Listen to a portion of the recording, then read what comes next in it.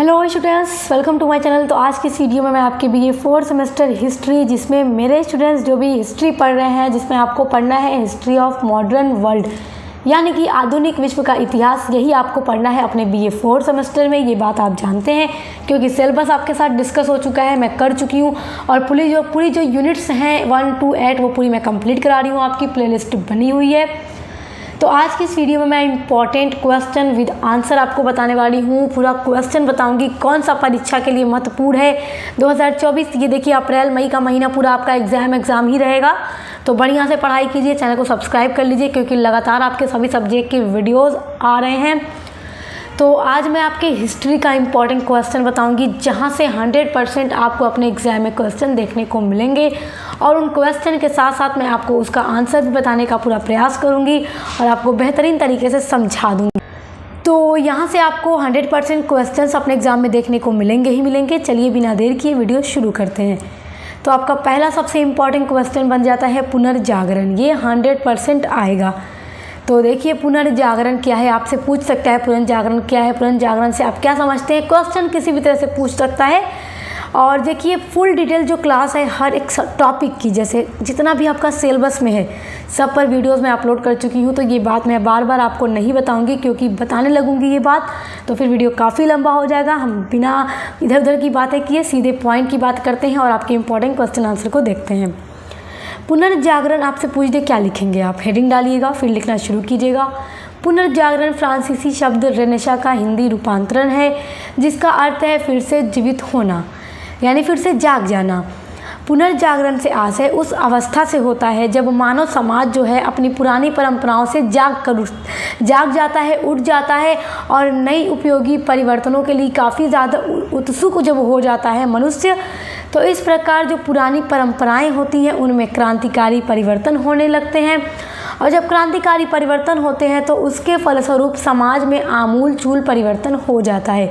आमूल-चूल परिवर्तन का मतलब कि काफ़ी परिवर्तन हो जाता है, पुरानी चीज़ों से हटकर नए परिवर्तन हो जाते हैं। तो इस अवस्था को हम क्या कहते हैं? पुनर्जागरण कहते हैं। और पुनर्जागरण सबसे पहले कहाँ हुआ? तो इटली में हुआ। बाकी सारी चीज़ें एकदम डिटेल में यहाँ से सब कुछ आपको पढ़ा चुकी हूँ। ये सब आपके लिए मैं बता रही हूँ। लॉन्ग क्वेश्चन के लिए तो वीडियोस आप चेक कीजिएगा प्लेलिस्ट में। यहाँ पर सिर्फ हम आपके शॉर्ट क्वेश्चन के लिए देख रहे हैं। देखिए, ये क्वेश्चन आपके लॉन्ग में भी पूछ सकता है, ये मत सोचिएगा कि सिर्फ शॉर्ट में पूछेगा। तो लॉन्ग के लिए आपको मैं प्लेलिस्ट दे दूँगी इसी वीडियो के डिस्क्रिप्शन बॉक्स में, वहाँ पर आप ऑल वीडियोज़ को देख लीजिएगा। फिर पेपर में आने वाला कोई क्वेश्चन आपका नहीं छूटेगा। अगला प्रश्न देखिए। दूसरा महत्वपूर्ण प्रश्न है, पुनर्जागरण के 4 कारण लिखिए। तो पुनर्जागरण के 4 कारण अगर आपसे पूछ दे तो आप क्या लिखिएगा? पहले हेडिंग डालकर फिर लिखिएगा पुनर्जागरण के 4 कारण निम्नलिखित हैं। पहला कारण है नगरों का विकास होना। जब नगरों का विकास हुआ तो जाहिर सी बात है कि लोग नए परिवर्तन चाहेंगे। तो परिवर्तन जब होगा, लोग पुरानी परंपराओं को छोड़कर आगे बढ़ेंगे, तो पुनर्जागरण होना ही होना है। तो हो गया पुनर्जागरण इटली में सबसे पहले। उसके बाद देखिए, दूसरा कारण भाषा एवं साहित्य के क्षेत्र में भी काफ़ी ज़्यादा परिवर्तन हुआ था। ये पूरा आपको डिटेल में पढ़ा चुकी हूँ। तीसरा है धर्म के प्रति नई मान्यताओं का विकास हुआ। चौथा कारण है मानवतावाद का प्रचार। अच्छा देखिए, अब कुछ सारे स्टूडेंट्स कहेंगे कि मैम अगर ये हमसे लॉन्ग में पूछ दे तो हम हेडिंग के अंदर एक्सप्लेन कैसे करेंगे? तो मैं बार बार कहती हूँ, पूरा वीडियो अपलोड है हेडिंग के साथ, पूरा उसके अंदर भी एक्सप्लेन करके वीडियोज़ में मैंने आपको दिया है, तो वो आपके एग्ज़ाम में काफ़ी काम आएगा। अगला क्वेश्चन है, यूरोप में धर्म सुधार आंदोलन के कारणों का वर्णन कीजिए। तो धर्म सुधार आंदोलन के कारण ये 100% पूछेगा। तो सबसे पहला कारण कि यूरोप के चर्च में व्याप्त भ्रष्टाचार एवं बुराइयां फैली हुई थी, इसलिए मार्टिन लूथर ने धर्म सुधार आंदोलन शुरू कर दिया। दूसरा महत्वपूर्ण कारण पोप और चर्च में व्याप्त भ्रष्टाचार था, जिसके लिए यूरोप में धर्म सुधार आंदोलन को शुरू किया गया। आपका तीसरा कारण है धर्म सुधार आंदोलन का कि समाज में जब तर्कपूर्ण चिंतन का विकास हुआ तो धर्म सुधार आंदोलन तो होना ही होना था। चौथा महत्वपूर्ण कारण व्यावहारिक धर्म की आवश्यकता थी, इसलिए भी धर्म सुधार आंदोलन हुआ। ये भी धर्म सुधार आंदोलन का एक कारण है।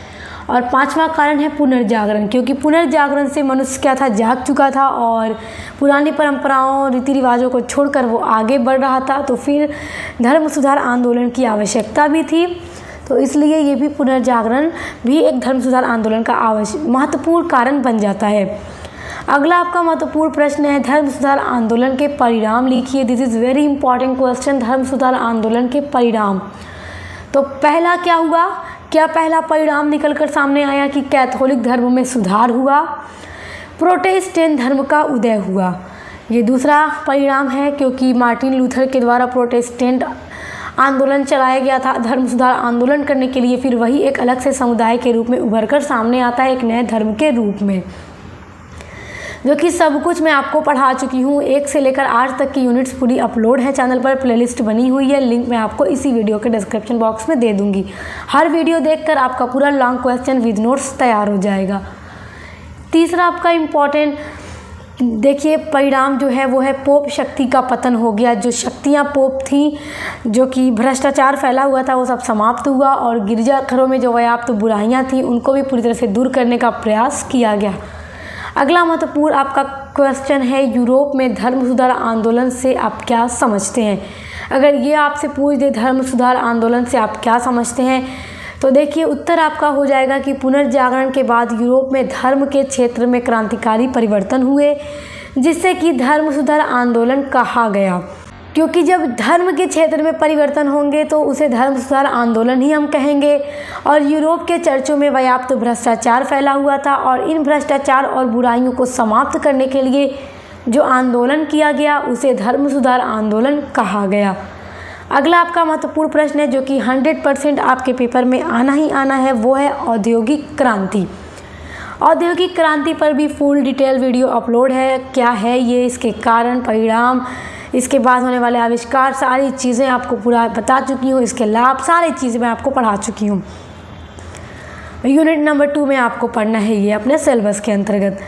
तो क्या है औद्योगिक क्रांति, आप जान रहे हैं ना, आपको पढ़ाई हूँ तो आपको पता होगा। तो क्या है, कैसे लिखेंगे। 18वीं शताब्दी के उत्तरार्ध में इंग्लैंड में परिवर्तन की जो प्रक्रिया थी वो प्रारंभ हो गई। इस समय वहाँ पर उत्पादन की तकनीकों में आश्चर्यचकित परिवर्तन हुए। कहाँ पर, इंग्लैंड में, क्योंकि इंग्लैंड में ही सबसे पहले औद्योगिक क्रांति हुई थी। और ये परिवर्तन इतने प्रभावी और द्रुत गति से हुए कि इसे क्रांति कहा गया। क्रांति का मतलब होता है कि जब सदियों से चली आ रही कोई अवस्था है, कोई तरीका है, कुछ भी आप कह लीजिए कि परंपरा, रीति रिवाज, कुछ भी, किसी भी क्षेत्र में, चाहे धार्मिक, राजनीतिक, सामाजिक, किसी भी क्षेत्र में अचानक से परिवर्तन आ जाए और सदियों से चली आ रही जो परंपराएं हैं वो समाप्त हो जाए, तो उसे हम क्रांति की संज्ञा देते हैं। तो इंग्लैंड में अचानक से इतना तेज़ी से परिवर्तन हुआ कि उसे क्रांति कहा गया। तो दूसरे शब्दों में कह सकते हैं कि जो हाथों द्वारा बनाई गई वस्तुओं के स्थान पर आधुनिक मशीनों के द्वारा व्यापक स्तर निर्माण की प्रक्रिया को औद्योगिक क्रांति का नाम दिया गया। यानी कि अभी तक जो काम वहाँ पर हाथों से किया जा रहा था, कपड़े की बुनाई, सिलाई, कढ़ाई करना, हर एक काम हाथों की मदद से, चटाई बनाना, बाकी जितने भी काम हाथों की मदद से किए जा रहे थे, तो वो सब अब मशीनों से किए जाने लगे। तो आप इसी को क्या कहा गया, औद्योगिक क्रांति कहा गया। देखिए औद्योगिक क्रांति को बहुत अच्छे से पढ़िएगा, क्योंकि यहाँ से आपके परीक्षा में प्रश्न एकदम ज़रूर आएगा। दूसरा महत्वपूर्ण क्वेश्चन है आपका औद्योगिक क्रांति से कि इंग्लैंड में औद्योगिक क्रांति के कारणों की विवेचना कीजिए। तो कारण भी आपको पढ़ा चुकी हूँ मैं, सब एक ही वीडियो में अपलोड किया है। तो देखिए आप हर टॉपिक जब आपसे क्वेश्चन पूछा जाए तो आप बिना हेडिंग डाले आंसर लिखना मत शुरू कीजिएगा, आप हेडिंग ज़रूर डालिएगा। पहला महत्वपूर्ण कारण है इंग्लैंड में औद्योगिक क्रांति का कि इंग्लैंड के पास उपनिवेश थे और इन उपनिवेशों से इंग्लैंड क्या करता था, सरलतापूर्वक कच्चा माल सस्ते दरों पर प्राप्त कर लेता था, जिससे फिर वो वस्तुओं को बना करके महंगे महंगे दरों पर बेचा करता था, जिससे उसे काफ़ी कमाई होती थी। तो इसलिए इंग्लैंड में औद्योगिक क्रांति सबसे पहले हो गई। दूसरा महत्वपूर्ण कारण कि इंग्लैंड के जो वैज्ञानिक थे उनके आविष्कारों ने औद्योगिक क्रांति को सरल बना दिया। और उन सभी आविष्कारों के बारे में भी मैं आपको इसी वीडियो में पढ़ाई थी जब मैंने आपको औद्योगिक क्रांति पढ़ाया था। कपड़े बुनने वाली, सूत काटने वाली, धागे काटने वाली, हर तरह की जो मशीनें थी सब आपको बताई थी मैं, कब बनाई गई, किसने बनाया, सारी चीज़ें। तो ये भी एक कारण बन जाता है कि इंग्लैंड में ही औद्योगिक क्रांति सबसे पहले हो गई। तीसरा कारण है कि इंग्लैंड को अपने उपनिवेशों से सस्ते श्रमिक मिलते थे, जिन्हें इंग्लैंड कम मजदूरी देने पर, जो इंग्लैंड था वो अपने मजदूरों को कम मजदूरी देते थे और इंग्लैंड को इससे काफ़ी भारी लाभ होता था। जैसे मान लीजिए इंग्लैंड हमारे भारत में भी शासन करता था, अंग्रेज़ों का शासन यहाँ पर था। तो अगर भारत को भी उसने अपना उपनिवेश बनाया था, तो यहाँ के श्रमिकों से अगर वो काम कराता तो कम पैसे देता था, मजदूरी कम देता था।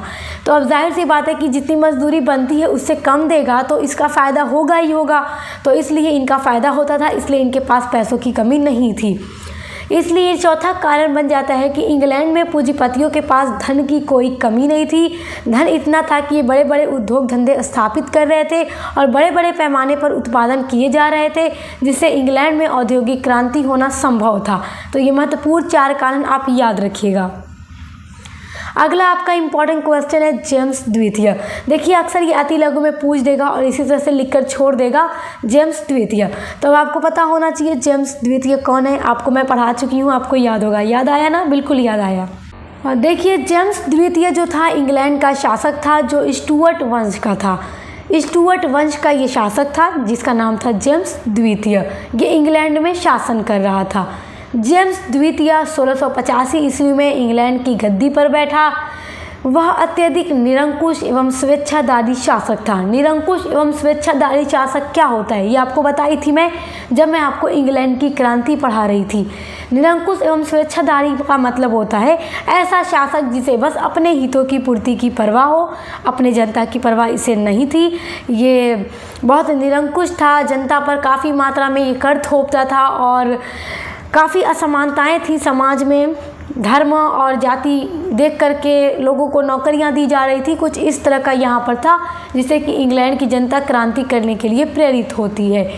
तो जेम्स द्वितीय के ही शासनकाल में इंग्लैंड की गौरवपूर्ण क्रांति 1688 ईस्वी में संपन्न हुई थी। याद रखिएगा, एक महत्वपूर्ण प्रश्न है कि इंग्लैंड की गौरवपूर्ण क्रांति किस शासक के समय में संपन्न हुई थी। तो जेम्स द्वितीय के समय में 1688 ईस्वी में संपन्न हुई थी। और ये बात याद रखिएगा कि इंग्लैंड की क्रांति को गौरवपूर्ण क्रांति भी कहा जाता है और रक्तहीन क्रांति भी कहा जाता है, क्योंकि इस क्रांति में एक भी व्यक्ति का एक बूंद भी खून नहीं बहा था। बिना खून बहाए, बिना युद्ध के मैदान में उतरे हुई ये क्रांति संपन्न हो गई थी। अगला आपका इम्पॉर्टेंट क्वेश्चन है इंग्लैंड की क्रांति का प्रमुख कारण क्या था। तो जब इंग्लैंड की क्रांति वाली वीडियो मैंने अपलोड की, क्लास कराई, तो पूरा आपको पढ़ा दिया था। फुल डिटेल क्लास किए रहेंगे तो फिर आपके लिए काफ़ी आसानी होगी, इसलिए कर लिया कीजिए। सारा कुछ मैं अपलोड कर देती हूँ आपके लिए और प्लेलिस्ट भी चैनल पर बना देती हूँ हर सब्जेक्ट की। तो इंग्लैंड की क्रांति का प्रमुख कारण राजा और संसद के मध्य सत्ता संघर्ष था, जो कि आपको मैं बता चुकी हूँ। जेम्स प्रथम जो स्टुअर्ट वंश का निरंकुश शासक था, यह अपने राजनीतिक कार्यों में संसद का हस्तक्षेप बर्दाश्त नहीं करता था।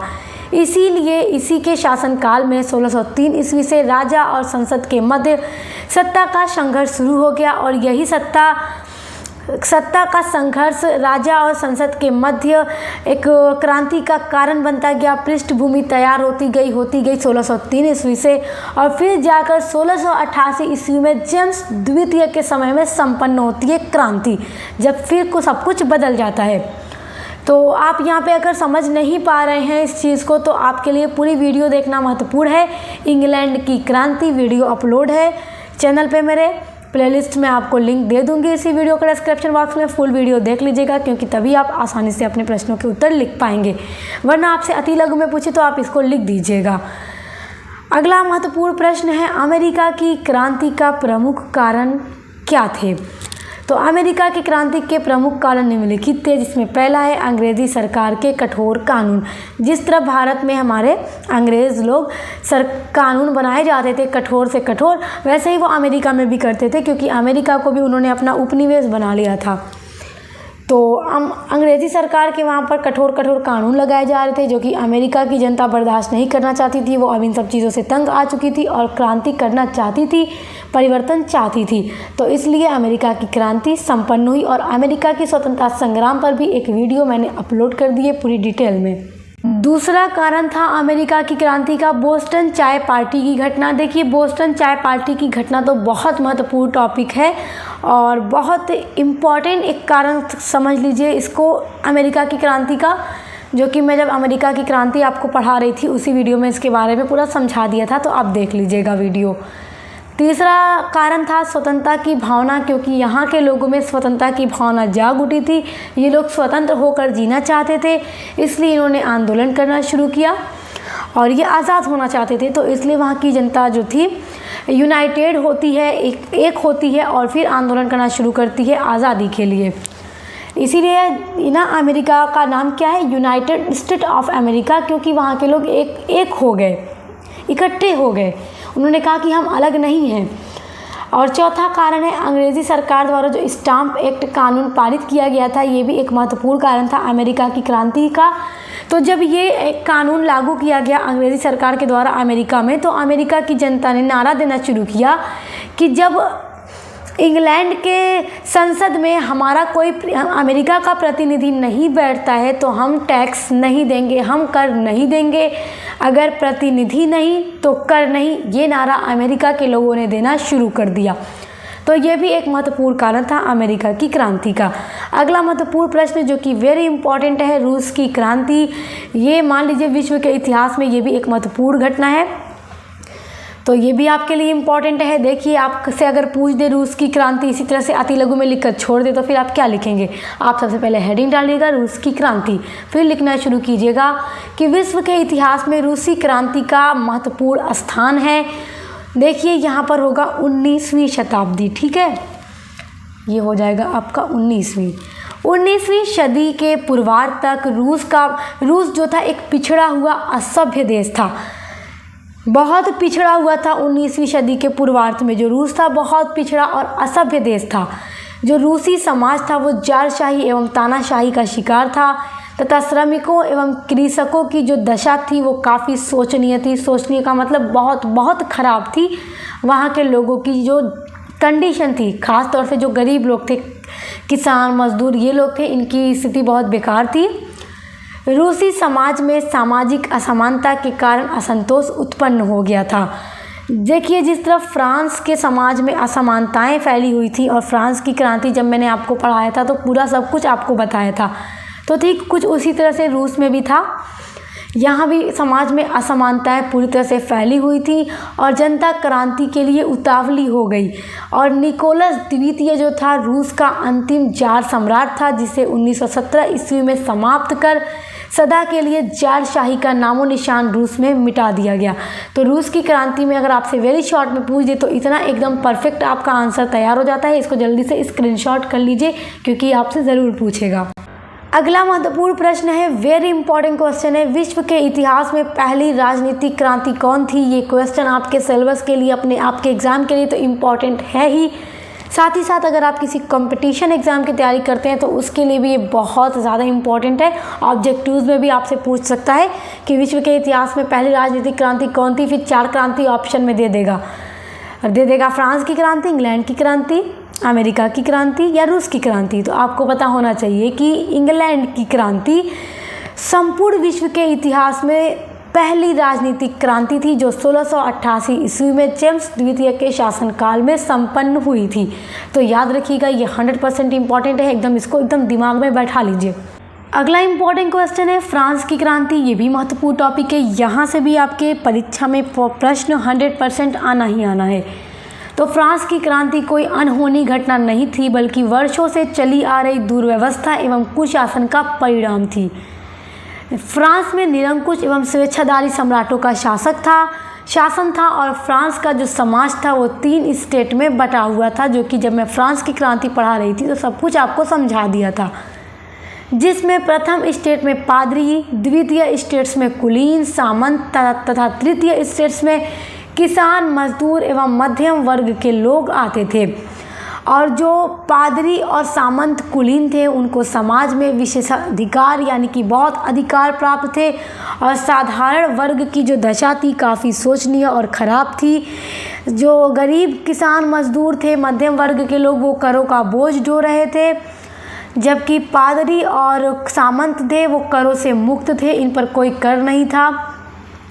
तो इसलिए फ्रांस की जो जनता थी, साधारण जनता, वो क्रांति के लिए प्रेरित होती है और 14 जुलाई 1789 ईस्वी को बास्तील की घटना के साथ लुई 16वां के शासनकाल में फ्रांस की क्रांति हो जाती है। ये बहुत इंपॉर्टेंट है, याद रखिएगा। 14 जुलाई 1789 को बास्तील की घटना के साथ फ्रांस की क्रांति लुई 16वां के शासनकाल में होती है, याद रखिएगा। और देखिए, जब फ्रांस की क्रांति हो जाती है तो लुई 16वां को क्या किया जाता है, फांसी की सज़ा दी जाती है, क्योंकि ये काफ़ी निरंकुश शासक था और बहुत ख़राब शासक था। अगला क्वेश्चन है, फ्रांस की क्रांति के कारण लिखिए। फ्रांस की क्रांति तो वैसे मैं आपको पढ़ा चुकी हूँ पूरा डिटेल में, एकदम बहुत अच्छे से। तो आप कैसे लिखेंगे, पहला कि निरंकुश एवं स्वेच्छाधारी शासक, जो कि अगर आपको पूरा लॉन्ग में पूछ दे तो आपको ये हेडिंग बना देनी है, और हेडिंग के अंदर क्या लिखना है ये आपको फ्रांस की क्रांति वाली वीडियो में मिल जाएगा, जो कि मेरी प्लेलिस्ट में ऐड है। मेरे चैनल पर वीडियो अपलोड है, प्लेलिस्ट की लिंक मैं आपको दे दूँगी इसी वीडियो के डिस्क्रिप्शन बॉक्स में। दूसरा कारण था असमान एवं अनिश्चित कानून। तीसरा कारण था साधारण वर्ग करों का बोझ ढो रही थी, तो इसलिए वो क्रांति के लिए प्रेरित होती है और क्रांति हो जाती है। चौदहवां कारण था पादरी तथा कुलीन करों से मुक्त थे, और जब ये करों से मुक्त थे तो इन्हें विशेषाधिकार भी प्राप्त थे, जो कि ये काफ़ी शोषण भी किया करते थे साधारण वर्ग के लोगों का। ये सारे कारण थे फ्रांस की क्रांति के। अगर आपसे ये क्वेश्चन पूछ दे कि फ्रांस की क्रांति के तत्कालिक कारण क्या थे, तो आपको ये भी पूरा पढ़ा चुकी हूँ। जो लुई 16वां के द्वारा अधिवेशन बुलाया गया था करों को बढ़ाने के लिए, वो फ्रांस की क्रांति का तत्कालिक कारण था, तो उसको भी आप कहीं नोट कर लीजिए। वैसे फ्रांस की क्रांति में वो मैं पूरा आपको पढ़ा दिया है, तो आप देख लीजिएगा वीडियो। अगला वेरी इंपॉर्टेंट क्वेश्चन है, जहाँ से आपके परीक्षा में प्रश्न आना ही आना है, प्रथम विश्व युद्ध। प्रथम विश्व युद्ध आपसे एकदम ज़रूर पूछेगा, क्योंकि ये बहुत इंपॉर्टेंट टॉपिक है वर्ल्ड हिस्ट्री का। देखिए, 1914 ईस्वी से प्रारंभ इस युद्ध ने पूरी दुनिया को अपने प्रभाव क्षेत्र में समेट लिया। यहाँ आप पूरी लिखिएगा, पूरी दुनिया को ये अपने प्रभाव क्षेत्र में समेट लेता है। और इस युद्ध में जितनी बर्बादी हुई उतनी मानव इतिहास में पहले कभी नहीं हुई थी। वास्तव में यह सर्वव्यापी युद्ध था, और इस युद्ध ने पूरी दुनिया की अर्थव्यवस्था को प्रभावित किया था। और देखिए, इस युद्ध में काफ़ी बमबारी होती है, जिससे कि असंख्य लोगों की जानें जाती हैं, और इस युद्ध के कारण धरती पर अकाल पैदा हो गया। इस युद्ध की जो अवधि थी वो लगभग 4 वर्षों तक थी। ये युद्ध 4 वर्षों तक चलता रहा। 1914 में ये युद्ध शुरू हुआ और 1918 तक ये युद्ध चलता रहा। देखिए, यहाँ पर बाय मिस्टेक मैंने डैश लगा दिया है, जिस पे आप ध्यान मत दीजिएगा, ये बाय मिस्टेक हो गया है। तो ये युद्ध 4 वर्षों तक चलता रहा। 1914 से शुरू हुआ, 1918 में समाप्त हुआ। और यह युद्ध जो था, इस युद्ध का परिणाम काफ़ी ज़्यादा भयावह था, यानी बहुत खतरनाक इसका परिणाम था। तो प्रथम विश्व युद्ध के बारे में ये आप एकदम नोट कर लीजिए, इसको अच्छे से पढ़ के जाइएगा। अगला क्वेश्चन देखिए अपना।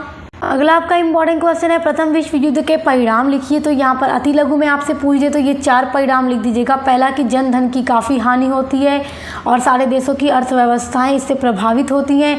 दूसरा कि जो निरंकुश राजतंत्र था उसका अंत हो जाता है। तीसरा, गणतंत्रीय शासन की स्थापना होती है कई सारे देशों में। और चौथा, पेरिस शांति सम्मेलन। अगर आप कहेंगे तो मैं इसको डिटेल में करवा दूंगी। अगर आप कहेंगे कि मैम इसको पूरा एक्सप्लेन करके आप करवा दीजिए, तो उस पर मैं वीडियो अपलोड कर दूंगी। तो ये आज के वीडियो के महत्वपूर्ण प्रश्न उत्तर आप एकदम अच्छे से तैयार कर लीजिएगा। 100% यहाँ से आपकी परीक्षा में प्रश्न आएंगे ही आएंगे, क्योंकि ये सारे आपके सिलेबस के महत्वपूर्ण टॉपिक हैं। तो अच्छे से तैयार कीजिए। Best of luck. अब मिलते हैं नेक्स्ट वीडियो के साथ।